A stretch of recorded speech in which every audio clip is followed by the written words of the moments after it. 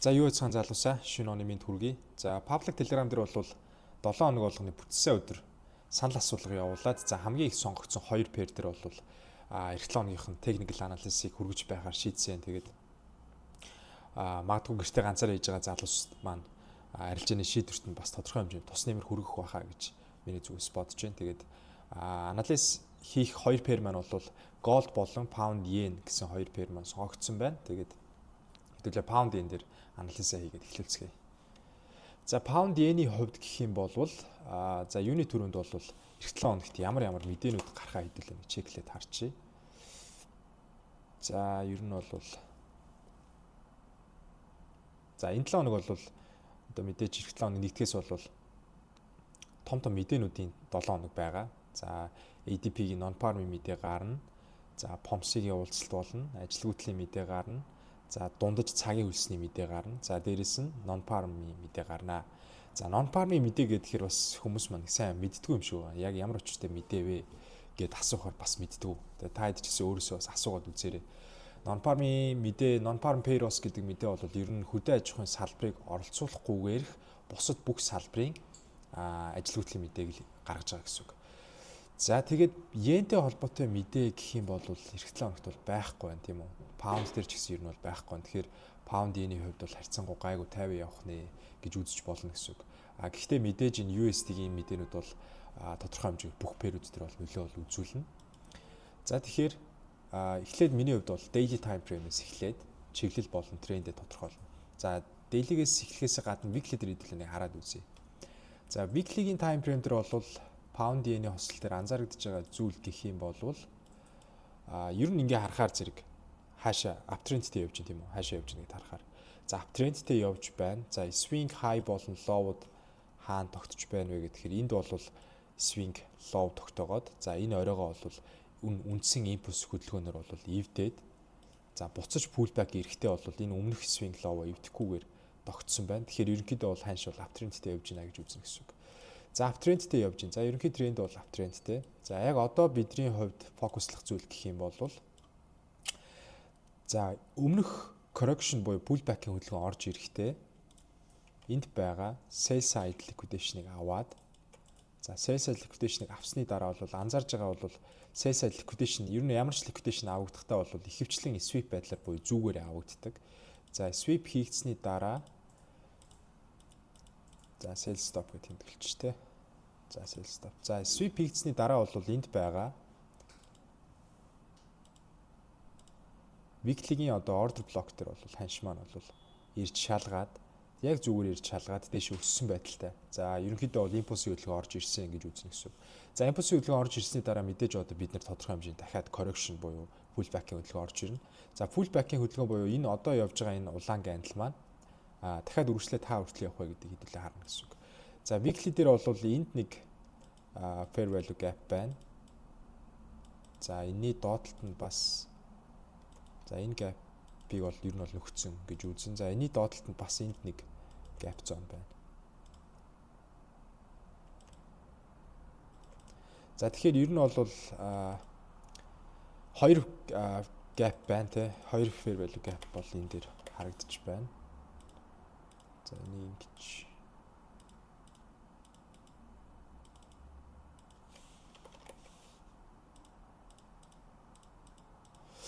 окей, за энэ хоёр gap zone-ыг тухайн анш маань аль нэгийг нь ирж шалгана эсвэл хоёулыг нь шалгачиж болно. За тэгэхээр ер нь одоогийн байдлаар бол дээр байгаа gap zone-ыг бол ер нь бол бүтэн field хийгээд full field хийгээд бол нөхцөн харагдаж байна. Тэгэхээр доотлолт байгаа энэ gap zone руу орж ирэх үү үгүй юу? Хэр магадaltaй байна гэдгийг хэдүүлээ одоо daily time frame руу шилжүүлээд харна. За ер нь бол энд нэг gap zone байна гэж үзнэ гэсэн үг. За daily-ийн time frame руу шилжүүлээд харахаар энэ чинээс юу харагдаж байна вэ гэхээр за daily дээр бол энд ингээд нөхөгдсөн энэ gap-ыг орж ирж шалгацсан. За одоо энд бол weekly-гийн gap zone оршиж байгаа тийм үү.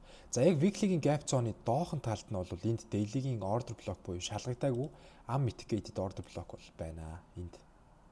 За тэгэхээр энийг бол түр хэдүүлээ арилгачих. Ямар ч weekly-гийн gap бол энд байгаа шүү дээ.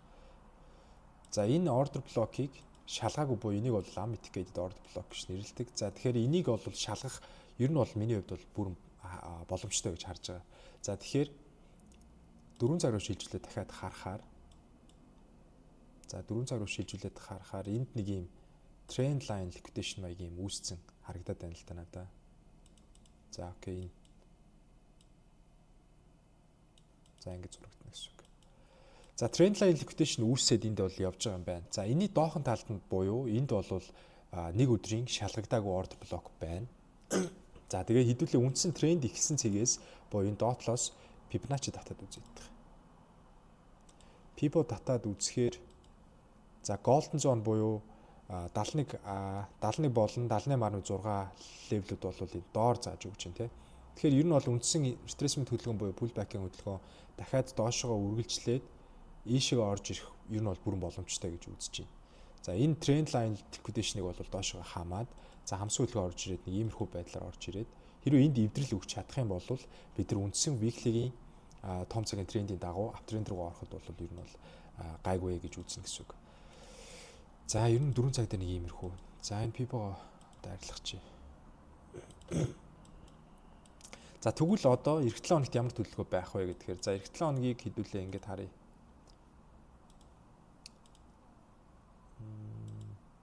Энэ чинь гарахгүй тийм. Session break тавиад харъя. За эх 7 хоногийг гэхээр бүр ингэ арчил та. За нэг цаг дээр тавьж яагаад за нэгд өдрийн за өглөө 6 цагаас эхэлж. За тэгээд хоёр дахь өдрийн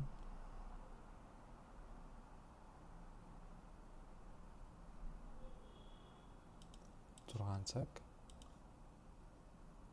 3 дахь өдрийн 6 цаг за 4 дахь өдрийн 6 цаг за ингээд 5 дахь өдрийн 6 цаг гэдэг ерөнхийдөө эх 7 хоногийн өдрүүдийн хуваарлтыг хийх юм бол энэ ингээд нэг юм 5 өдөр явж иж эх 7 хоног дуусгах гэдэг тийм. За тэгэхээр миний хувьд бол одоо фокуслж харах зүйл гэх юм бол ер нь бол found-ийг бол доошогоо гэж харах юм байна. Гэхдээ үндсэн тренд дээшээ явж байгаа учраас бас их болгоомжтой орохгүй бол болохгүй. За тэгэхээр 4 цаг дээр хэдүүлээ тавиад одоо short орох боломжууд юу байна гэж харна гэсэн үг. За short орохын тулд мэдээж одоо дундын цагийн таймфрейм рүү шилжүүлээд энэ зон дээр бол 4 цагийн gap бол байна. За тэгээд дээшээгээ энд бас нэг gap байна. За тэгээд 7 хоногийн ерөнхийдөө бол 3 дахь өдөр бол ер нь бол ханшир reversal буюу одоо трендийн чиглэл өөрчлөгдөх бүрэн магадлал өндөртэй өдөр гэж бол үздэг. Тэгэхээр нэгд өдөр бол ер нь бол ямархуу хөдөлгөөнт явах ер нь жоохон ажигладаг. За тэгэхээр би бол нэгд өдөр бол ханшиг дээшээ орж ирээд нэг энэ хавь руу орж ирээд зогсох байх хоёр дахь өдөртөө бол.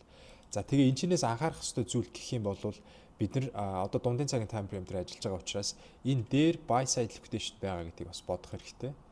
За энэ дээдлэлт бол buy stop байгаа. За энэ buy stop order-ыг авах юм бол бид нар энэ дээр байгаа fair value gap-аас ханшиг доош нь short орох юм бол илүү risk reward өндөртэй болж орж ирнэ гэсэн үг. За тэгээд энэний дээдлэлт байгаа бас энэ equal high төвшинг бас анзаарах хэрэгтэй. Энэ хоёр бол бүр яг equal high буюу хосоороо үүсгэсэн байгаа. За тэгэхээр энийг бол бас авах боломжтой. За ингээд бид нар short орлоо гэж бодъё. Тэгэхэд бид нарт энд нэг орой. Эхлээд нэг орой байна гэсэн үг. Энд нэг орой. За бүр цаашлах юм бол энэ equal high-ыг ахуулах юм бол бүр сайн. Тэгээд үндсэн хөдөлгөөнийг бол эх 7 хоногт би бол доошоо гэж харна гэсэн үг. Доошоо хэрвээ энэ daily-гийн time frame-ийн order block руу орж ирэх юм бол ер нь бол buy орно гэсэн төлөвлөгөөтэй том цагаараа. Гэхдээ тэр хүртэл бас 7 хоногийн нэг өдөр ч юм уу short арилжаанд орё гэж төлөвлөх юм бол эхнийх нь энэ buy side buy stop order-ыг ахуулсны дараа орж болно. Нэг бол энэ fair value gap дээр энийг ахуулаад энэ дээр орж ирэх гэсэн үг шүү дээ, тий. За ингээд нэг short орж болно. Эсвэл бүр энэ ханш дэше яваад энэ equal high-гаа sweep хийж авчаад доош унж бас магадгүй гэсэн үг. Тэгэхээр нэг юм хоёр сонголт гарч ирнэ гэсэн үг. За хоёр сонголт гарч ирээд бид нар яг 4 цаг дээр харж байгаа учраас тухайн өдрийг бас төхүүлээд 1 цаг болон 15 минут дээр ямархуу дүр зураг үзүүлж байгаас хамаарат бид нар за одоо энэ төвшингөөс шорт орох уу эсвэл дээшгээ энийг авах магадaltaй юу гэдгийг бол тухайн өдөр нь бол тооцоолж харна гэсэн. Ерөнхий чиглэл бол миний хувьд pound-ийг эх 7 хоногт бол доошоо daily-гийн order block руу орж ирэх өндөр магадaltaй гэж үзэж байна гэсэн. Тэгэхээр ер нь шорт тал руу харах болчиход байна гэсэн үг. За юм байна. Тэгээд за нэг volume тавиад харчи. Volume тавиад харах юм бол за ер нь бол энэ покзоныг аваагүй учраас би бол ер нь ийшийг л орж ирнэ гэж үзэх юм байна да. Тэгээ энийг авчаал энийг аваад энэ өмнөх энэ equal high оройгоо авчих юм бол миний хувьд бол цэвэр short. За short орлоо доошогоо target хаа хүртэл орох вэ гэдгээр daily order block хүртэл. Тэгэхээр ханш ямарваа нэгэн short захиалга орохоос short тийшээ хандхаас өмнө ямар нэгэн тийм хуурамч manipulation хөдөлгөөнүүд хийх магадлал өндөртэй байдаг учраас тэрийгээ сайн хэдүүлээ тооцож үзэж байгаа. Эх 7 хоногт товсон одоо энэ орой болон gap zone за тэгээд энэ equal high гэсэн 3 зон дээр бол анхаарлаа төвлөрүүлээд за энэ ялангуяа энэ 128 470 орчим дээр байгаа энэ POC зоныг буюу volume өндөртэй байсан энэ зоныг бол ахуусны дараа арилжаанд орох юм бол илүү өндөр win rate-тэй байх магадлал ихснэ гэсэн үг залуусаа. Тэгээд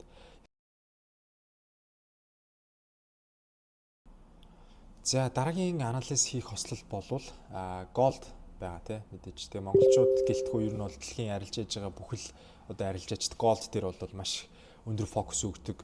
Яагаад гэвэл нэг pip-д оногддог value өөрөө өндөр учраас зэрэг gold-ыг сонирхох, ашиг хийх сонирхолтой маш олон трейдерүүд байдаг. Тэр ч утгаараа хамгийн liquidation өндөртэй, хамгийн савлгаа өндөртэй pair болж өгдөг гэсэн үг. Маш олон трейдерүүд gold дээр дансаа шатааж байгаа бас ашиг олж байгаа тий. За тэгэхээр gold дээр бол өнгөрсөн 7 хоног эхлээд юу босныг хэдүүлээ харъя. За өнгөрсөн 7 хоногт бол ер нь бол энэ доор байрлах sell side liquidation-ыг авсны дараа sell side-ыг авсны дараа бол ханш хүчтэй огцсон уналт хийснийхаа дараа буцаж дэшээ өсөөд за энийг авсан учраас одоо бидний таргет бол энэ дээр байгаа орой болж орж ирнэ гэсэн үг.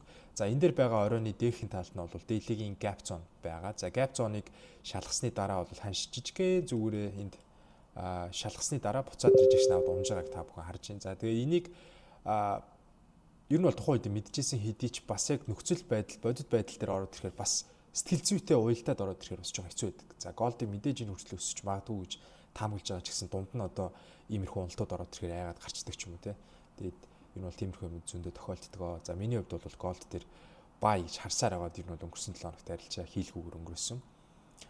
Ер нь бол голд дээр орж чадаагүй. За одоо болохоор зэрэг хэдүүлээ ярилцсанаа. За юун дээр ярилцах вэ гэхээр за ер нь бол external liquidation бол авагдсан гэж үзэж байгаа. За external-ыг авсны дараа бол internal руу явах хэрэгтэй. За internal liquidation бол энд байрлах BCI буюу ер нь бол buy side imbalance, sell side inefficiency буюу одоо энэ gap zone-ыг бол шалгах өндөр магадлалтай. За энийг бол шалгаж магадгүй. За дээрэс нь бол энэ цэнхэр зураас бол энэ юу байгаа шүү. Weekly-гийн одоо K zone гэх юм уу юу гэх юм чухал зон биш weekly биш daily-гийн. За тэгэхээр daily-гийн энэ одоо чухал зон дээр ирээд ханш бас ямар reaction үзүүлэх одоо яаж ямар хөө price action гарахыг үсэн дээр харах хэрэгтэй. За ер нь энэ улаан нь болохоор зэрэг weekly-гийн одоо K zone байсан. За энийг энэ дээр хурж ирээд ямар reaction гарах вэ гэдгээс илүүтэйгээр дээдлэлт нь бас gap zone байсан учраас ер нь энэ орчимд ирээд gold яах вэ гэж харна гэсэн үг. За тэрнтэй адилхан daily-гийн gap чухал зооны цэнгэр зураас байгаа. За энэний доотлол бас нэг зон байгаа. Энэ хоёр дээр ирэхээр ямар реакшн үзүүлэх вэ гэдгийг хэдүүлээ бас сайн анзаарах хэрэгтэй гэсэн үг. За тэгэнгүүт энийг 4 цаг руу шилжүүлээд харахаар энэ хоёрыг яг голд нь энэ BCI төвшин байрлаж байгаа. За тэгэхээр энэ дээр бол ирээд ханш ямар нэг реакшн үзүүлнэ гэж бол миний хувьд бол ер нь бол бодож байна. За тэгэхээр энэчнээс pivot татаад үзэхээр бас golden zone ерөнхийдөө энэ за 71 төвшин бол яг энэ BCI-ийн доор бол байрлаж байна те. Ер нь бол golden zone энэ дээр байна л гэж бодож байгаа юм байна л да. Энэ хавьд golden zone байгаа. Энэний дэдэл BCI байгаа. За энэс доошлоо гэж бодоход ер нь энэ гурваар ингээд энэ гурван улаан одоо pivot төвшнийг ер нь бол би golden zone гэж нэрлэдэг байгаа. За энэ дээр ирээд ханш буцаад retracement хийгдээд энэ дээр ирж retracement-ийн хөдөлгөөн яваад буцаад үнцүүлгээ явах өндөр магадлалтай гэдэг утгаараа golden zone гэж нэрлэдэг байгаа гэсэн үг. За тэгээ ер нь бол энэ гурван зон дээр юу хамгийн түрүүнд ажиглагдаж байгаа вэ гэхээр мэдээж 4 цагийн буюу бас том цагийн order block байна. За энэ order block бол яалтчгүй тэмдэглэгдэх ёстой. За энэний дээдлэлт нь болохоор зэрэг BCI байна. За тэгээ BCI дээр орж ирсэн ч гэсэн ханш ингээд ороод ирж магадгүй. Одоо доошоо орж ирснээ golden zone руу Зүгээрээ вик хийнгүүдээ үндсэн бие нь бол яг энэ BCI төвшин дээр ингээ хаагдчих магадгүй те.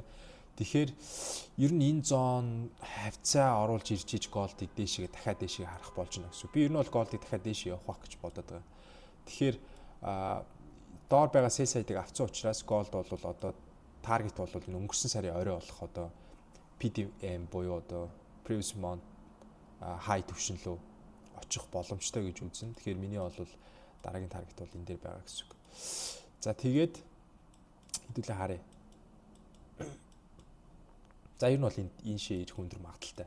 За энийг яагаад бас би чухалч нэх бас үзэхгүй байгаа шалтгаан энэ өөрөө gap зоныг бас өөрөө шалгацсан байгаад байгаа байхгүй юу? Тодорхой хэмжээгээр бас ингээд нэг зүгээрээ те харах юм бол тэгэхээр энэ gap зоныг зүгээр өөрөө шалгацсан байгаа учраас энэ болохоор зэрэг бас яг шалгасан гэж жоохон хэцүү болчиход байгаа. Яг баг ижлэхэн төвшөнт юм шиг. За нэг жоохон шалгацсан юм уу те? Баг зэрэг шалгацсан юм шиг. Тэгэхээр ер нь бол энэ төвшин байна, энэ төвшин байна. Хоёр BCI төвшин байна. Тэгээ энийг бол эргэж ирж шалгах магадaltaй гэж үзэж байгаа учраас тэмдэглэлээд орхичод бол буруудахгүй. За тэгээд нэг цаг дээр хэдүүлээ харъя.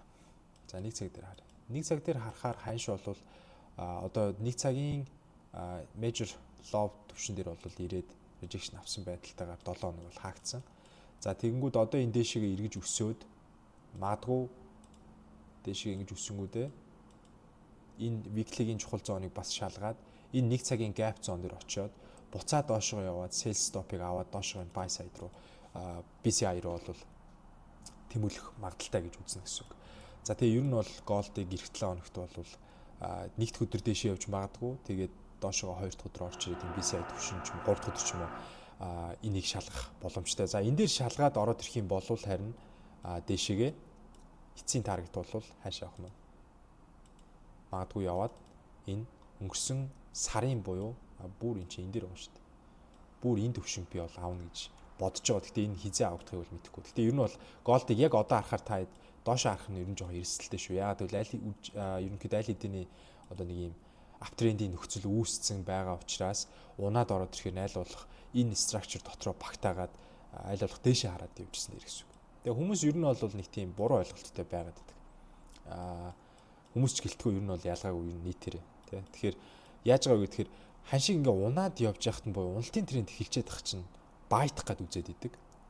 Өсөөд уналтын тренд нь дуусаад авах ёстой юм аваад дээшээ өсөөд явах чинь өсөлтийн трендийн structure бүтчихэд тах чинь энийг одоо унна гэж хараад идэг гэсэн үг. Одоо энэ өмнөх одоо энэ чинь одоо энд юу ч үгүй тий gap-аас ч үгүй юм уу эсвэл order block-оос ч үгүй юм уннаа гэж хараад идэг. Гэхдээ яг үндэ эн чинь 4 цаг дээр эсвэл 1 цаг дээр харахаар дундын цагийн time frame бол өсөлтийн буюу bullish structure буюу бүтцээ хийгээд дээшээгээ яваад байна гэсэн үг. Одоо анзаарах юм бол за энэ чинь сахуулаад те higher low хийгээд явцсан ба шүү дээ. Оройнууд бол higher high гээ хийгээд явцсан. За энд магадгүй доошоо орж ирээд higher low үсгээд дээшээ явахыг үсэхгүй гэсэн үг. Тэгэхээр бид нар бол голдыг аль болох доошоо retracement-ийн хөдөлгөөнийг аль болох гүнзгий оруулж ирээд risk reward буюу ашиг алдагдлын харьцаагаа тооцож үзэж байгаад эдгээр level дотроос сонголтоо хийгээд buy арилжаанд орох юм бол илүү үр дүнтэй болно гэсэн. За тэгээ яг одоо шууд яг хаанаас тэнчнээс энчнээс гэж бол хэлэхэд бол хэцүү. Тухайн одоо моментод буюу одоо 3 дахь өдөр ч юм уу 2 дахь өдөр 4 дахь өдөр жишээлбэл ийшээ орж ирээд бага цаг дээр өөрөө ямар реакшн үзүүлж байгаа гэдгээс хамаарат би buy орох уугүй гэдэг шийднэ гэсэн үг. Тэгээ ерөнхий том цагийн POI буюу point of interest zone гэх юм бол энэ хавцаа байна. За эсвэл доошлол энэ хавцаа. За ийшээ орж ирэх юм бол бүр сайн гэсэн үг. Яг гэвэл ханшийн премиум зон руу орж ирээд бид нар худалдаж авахд илүү таатай нөхцлөөр алтыг худалдаж авах гэдэг гэсэн үг. Эрсдэл ашигын харьцаа өндөр гарна гэсэн үг. Мэдээж энэчнээс ингээд орсон энийг ингэж тавиад ингээд орсон эсвэл энэчнээс орсон хоёрын энэ мэдээж ашигтай байж таарна тийм үү. Тэгэхээр ханшиг аль болох доошоо ийшээ оруулж ирэхийг хүлээгээд арилжаанд орох юм бол илүү сайн. Гэхдээ дунд нь мэдээж эрслээ бариад энэ BCI төвшил ороод баг цаг дээр гайгүй харагдах юм бол арилжаанд ороход бол нэг тийм буруу юм байхгүй гэсэн. Тэгээ ер нь чиглэл бол дээшээ. За тийм байна. Тэгээд арилжаанд амжилт төсөө эх 7 хоногийн бүтцийн өдөр бас дахиад 2 пэр дээр ингээд тогтмол анализ хийгээд явах учраас идэвхтэй оролцоорой залуусаа. Peace.